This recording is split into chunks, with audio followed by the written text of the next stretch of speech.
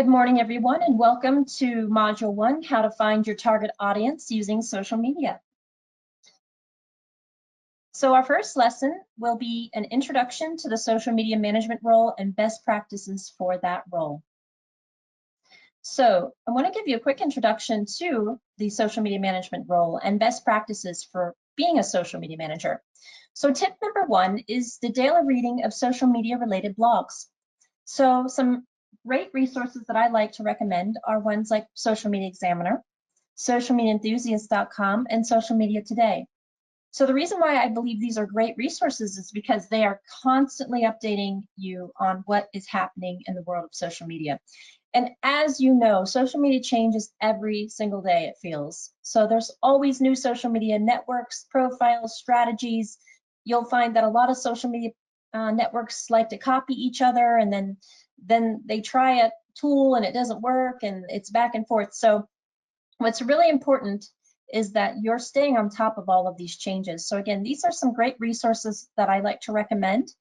Social Media Examiner is a resource that actually does a big event. I believe it's in San Diego. Every year they gather all of the social media community managers, and that's a pretty cool event that's happening. And I believe they also do it virtually, so that's nice.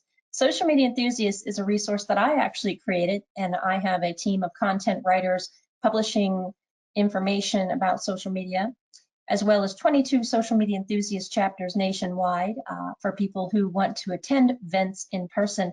And Social Media Today is another great resource that just really is cutting edge for social media content. So tip number 1 really is just to kind of make a list or bookmark several great resources that you can go back to.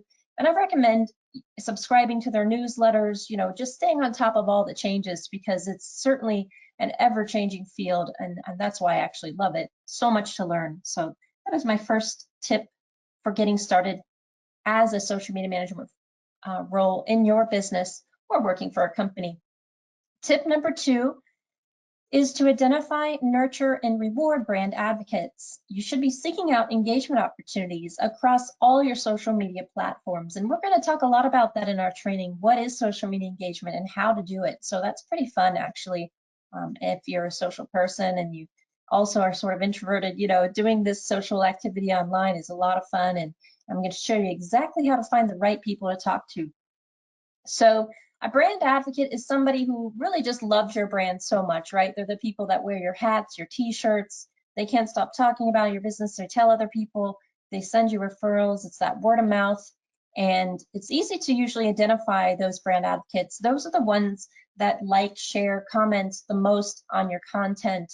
And so those are the folks that you really want to nurture relationships with, because those types of people, even if you have 5 or 10 brand advocates, they will absolutely drive new business to you. They'll be the first to recommend your services and all sorts of things. So one of the great things about social media is the ability to create brand advocates. So just want to identify what that is, who that is, and how you should really be looking to build a network of those people. Absolutely. Tip number 2 is to create a running list of go-to groups, pages, forums, and communities you can engage with. So I'm going to teach you a lot about the most popular social media platforms of today, but I don't want you guys to lose sight of the ability of also networking on other platforms. So for example, what I like to teach my students is to find forums, right? So we're going to do a lot of learning about keywords. And when I teach you what the keywords are that you should be using to find your target audience on several of the social media platforms, you should be using those keywords to also find niche communities online. So if you literally take your keyword, let's say that you sell dog food and your keyword is dog, you would go out to Google, type in the word dog forum, and you would find several niche communities in which you could build relationships with. So what I like to tell my community managers to do is to find those places where instead of the top 5 social media networks, now you've got a really niche community that you can build relationships with on the side. So that means you could join a forum, you could post links to your blogs, participate in the forum.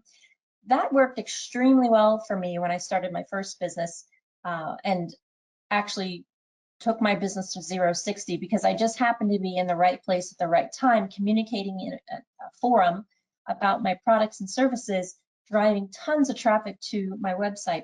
So I just want to let you know, think outside the box. Yes, we're going to teach you how to be successful on the top social media platforms, but again, finding those forums, those communities, little niche areas online where your absolute target audiences can be extremely powerful. So as you find these places, take out a Word doc, create an Excel sheet, plug those links in so that you know to go back to those places as well and build those relationships.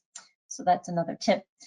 Tip number 4 is to proofread all content before publishing. Spelling mistakes on social media are critical. So what I recommend is to have you install Grammarly. So if you're using Google Chrome, this is a free app that you can install to your browser. So you simply go to grammarly.com. And when you go there, you just click a few buttons. What's wonderful about Grammarly is it'll actually, as you're typing content, give you notifications of where you're spelling things wrong or how you can make it better. So this is a must-have for all of my social media community managers, right? They have to have this app installed. And it's great because it prevents those critical spelling mistakes, because that's definitely not a good look when you're out on social media posting things incorrectly. Unfortunately, so people will notice and they will say something, and it is what it is. So to avoid those situations, simply download this app and you'll be good to go. Tip number 5 is to be personable. Look at the language you're using across your marketing communications. Is it bland, or does it have a dynamic, knock your socks off energy? Remember, it's really kind of hard to emote emotion with just words, but it is not impossible. So one of the things I recommend with content is to use emojis, right? So the emojis with a happy face and celebration and party, all those little emojis can really help seal the emotion that you're trying to emit through your content. Also, just kind of look at the way you're writing things. Does it look as if you're talking to a friend who's over the counter? Just look at your strategy for how you're writing your content. Does your content have energy? Because if the content doesn't really have energy, then it's not going to inspire people. And we're going to talk a lot more about that today, best practices for writing hypnotic headlines and all sorts of really cool things.